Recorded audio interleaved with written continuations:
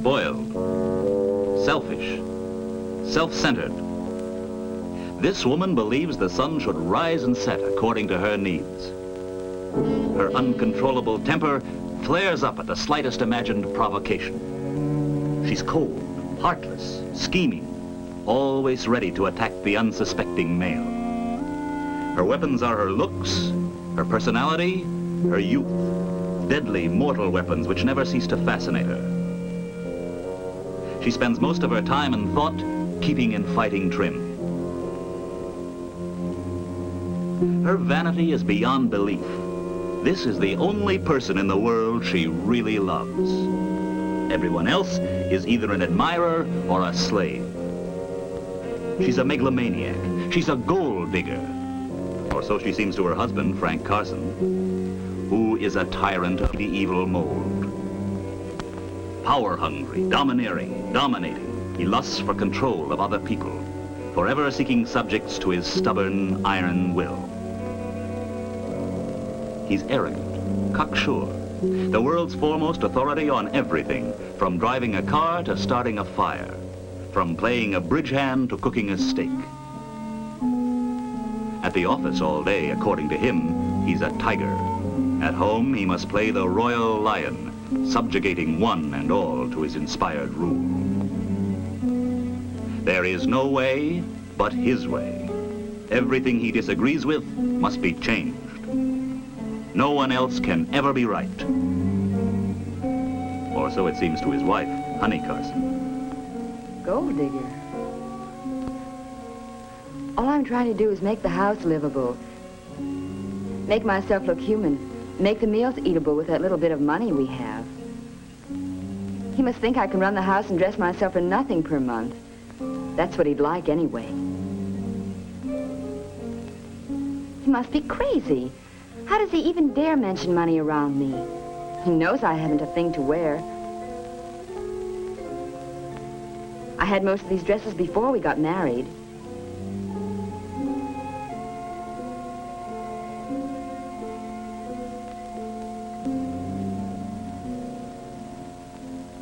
All my exotic scents. One miserable bottle of French perfume he gave me for Christmas a year ago. Cologne from the 10-cent store, and a home permanent kit. If I spent just half the money on perfume that he throws away on those silly pipes he never smokes, he'd blow up.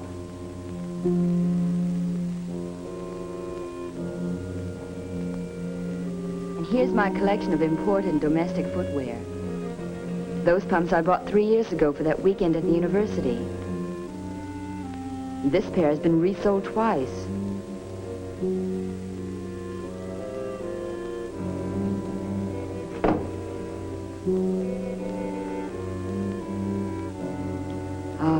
Fabulous Carson jewels, gold wash and glass stones. A collection that would delight the heart of any girl less than 10 years old. If diamonds are a girl's best friend, I'm sure alone in this world.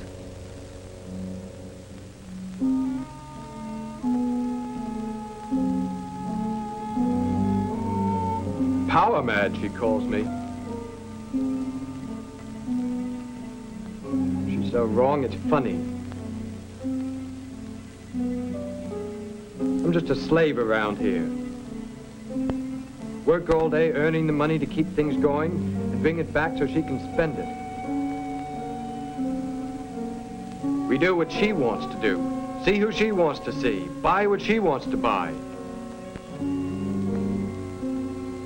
I haven't been out for an evening of poker with the boys in 16 months. The 5 while I was going with her, and the 11 since we've been married. After the workday, I'm supposed to help her around the house. I've practically got 2 full-time jobs. And what does she do? Runs around all day with her friends buying things. And when she gets tired, goes and sits under a hairdryer in the beauty shop to rest. It sure must be tough. Every single piece of this furniture is something she picked out. She liked. She saw in a magazine. She wanted. She. So of course there isn't a decent chair in the house I can read in, or a lamp a man can see the time by. Well, I've had enough. It's time I started doing what I want. There, that'll fix up her furniture. Frank Carson, his mark. It's a good thing she can't see this, or there'd be more trouble.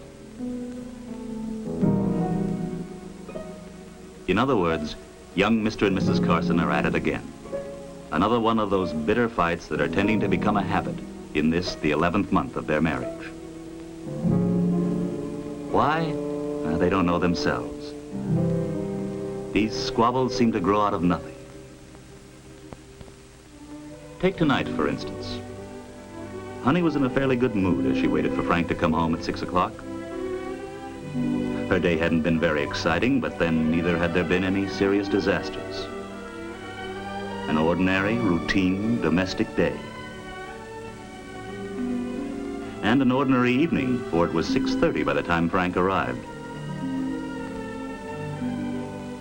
His usual half-hour late. Honey didn't really mind his being late. She was used to it by now. But tonight he seemed more preoccupied than usual. He was home in body, but not in spirit. His hello was mumbled, formal, disinterested. He hardly noticed her. One might have thought he'd stopped into a restaurant for supper, complaining all the time about what a hard day he'd had. Fine way for an evening to begin. Hard day indeed. And what about her day? Shopping, washing, cleaning, and now his supper. Is this what she'd been getting ready for since 5 o'clock? Yep, I practically took over for the whole sales department today. At the monthly staff meeting, you know. Ed was away, so I went in. Right at the same table with the old man and all the rest of them. Clark and Simpson and Reber. Now eat your soup while it's hot. Who's Reber? Oh, I've told you a million times. He handles research, development, and personnel. Wears 2 hats. Does a pretty good job.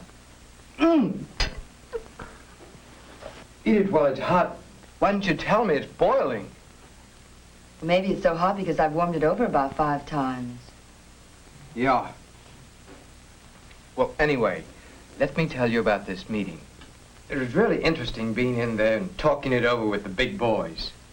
Mr. O'Connell himself said that some of my ideas were good. Really? Yeah. Oh, the first part of it was pretty dull. The old man gave everybody a sort of pep talk about how we really had to put on the steam to get up over the last quarter. And then Clark made his report on production.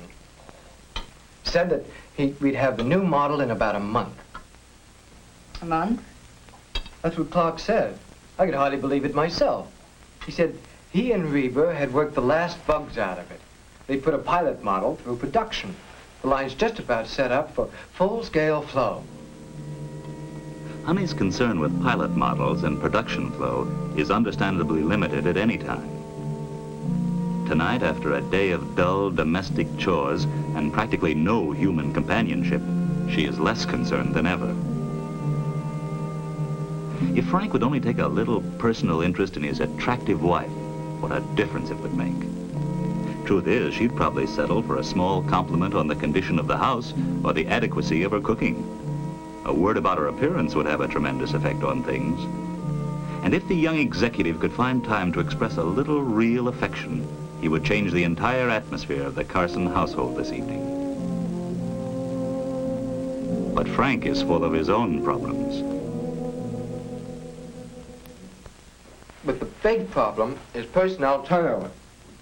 I suggested that we advertise in the big upstate papers for experienced workers.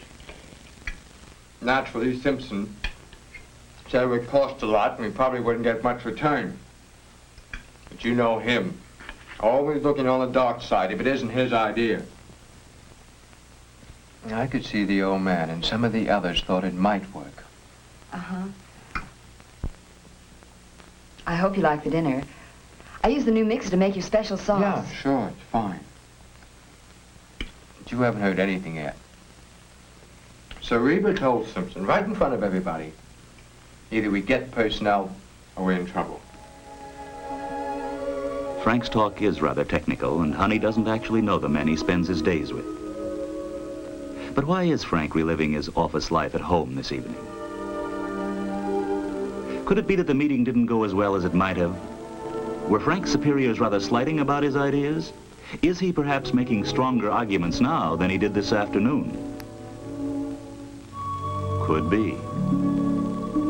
Maybe if Honey were a little more impressed, Frank's problem of self-assurance would be relieved. He might even think of changing the subject. But then, how understanding can we expect a young wife to be?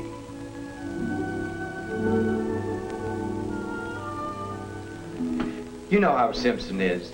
Always against everything. And nobody dares speak up to him because he's very close to the old man. But I stuck to it. Nobody really definitely turned me down. That wasn't all. Wait until I tell you what Clark said. What the... Who am I talking to anyway? The wall? Can't you even take a little interest in what I'm telling you? I was listening, sort of. I just wanted to see something in this magazine. Do you mean listening, sort of? Either you listen or you don't. Well, if you really want to know, I was getting pretty tired of hearing about the office. And talking about it steadily ever since you came in that door an hour late. You couldn't even take time to look at me. Whenever I try to tell you what I did during the day, you won't listen for a minute. I certainly do listen to you. Except when you tell me about something you want to buy, or one of those gossip sessions that are always going on at the beauty shop. Why, Frank Carson, you know perfectly well I hardly go to the hairdressers anymore. I spend all my time carrying bundles from one supermarket to another trying to save a penny on a bunch of carrots. I don't see why you can't take a little interest when I talk. Seems to me the least you could do. After all, I work for both of us. Both of us? Before we were married, you didn't mind my going to the beauty shop. You'd tell me how beautiful I was. You'd brag to your friends how I always look so neat and well-dressed. Now I can't even buy a jar of cold cream without you screaming your head off. I look like a witch. No makeup, these old clothes I have to wear. Old clothes you have to wear? What was that bill for $27.50 for last month? And those new shoes. The dozen pair of nylons you buy every week. What a change. Just 11 months. You're not the same Frank that I married. You were so sweet, so romantic. It was all love then. All you do is complain about the money I spend, the way I arrange the house, the clothes that I buy, every single thing that I do. Don't put on the tears. I come home dead tired and you have to start crying. Or you're just a silly, inconsiderate ninny.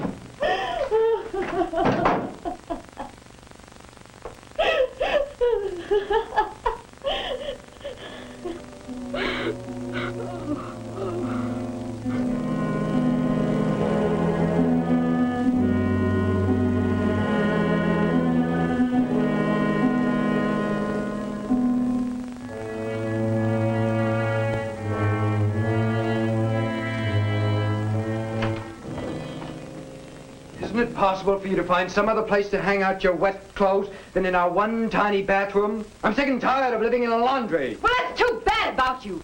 Get us a decent apartment where I can put out a laundry dryer. Where do you expect me to hang up my clothes? On the bookcase? Or maybe I shouldn't wash them. Maybe I should just throw them out when they're dirty. Another apartment? We can't even pay the rent on this one. It isn't good enough for you, though. If we had a bigger one, you might be able to buy some more furniture, I suppose. You must want to see me bankrupt. All you ever think about is spending money. Furniture and rent and clothes. Ed Russell says that he hasn't spent as much on furniture in 5 years as we have in just 11 months. You ungrateful, stingy, bossy, big shot. Hold it, everybody. What a picture. This would be a fine way to freeze. And yet it's becoming a typical scene of the Carson romance in action. Somebody might say the Carsons didn't like each other anymore. Let's look back at a picture of them taken just before they were married. In those days, Honey thought Frank was wonderful, just because he was so steady, as she put it, about money.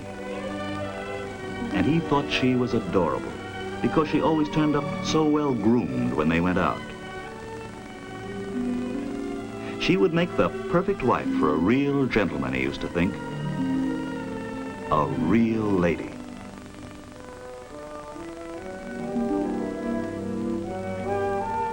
Honey would ruin the evening with one of her scenes, and just on a night when we were going out. Maybe I ought to call up and tell them we can't make it. Certainly can't go over there fighting like this. How can I explain, though? What'll I say? Guess I better not. If only Honey would be reasonable. I'll talk to her. No, let's face it. When she's in a mood like this, you can't make her understand anything. Maybe I should apologize and make up. Sure, that would work. Why not? No, I'd better not. She'll just think she's completely right as usual, and it's all my fault. Nope, I won't make a move. What a shame Frank had to go and spoil everything this evening. Just the night I make a special dinner and we're going out, he has to act that way. I wanted to see Francine so much. I'm dying to show her my new coat. Maybe I can bring Frank around. He's had enough time to realize how awful he's been by now. No. Why kid myself? He wouldn't admit he was wrong. He loves scenes. They make him think he's boss. I want to get out of this apartment so much, though. Maybe I should just go in and say I'm sorry and make up. Yes, that's a good idea. But, darn it, if I do that, he'll just think he was completely right as usual. That I really am a gold digger. That I was all wrong. He'd love it. I won't. I can't. I won't budge. Should she? What do you think? Whose move is it? Which one of them is to blame for all this trouble? I can't tell because I know them both so well. Who am I? I'm an old friend. I'm the ring that she picked out and he paid for. Both their names are engraved on my side, separated by the word love. Less than a year ago, I heard them both say, I take you for better or for worse. I've had a bad time tonight. Because I know that the Carsons are really swell people, both of them. I'd like to see them happier in their marriage. How can they break the vicious circle and rediscover the affection and respect they once felt for each other?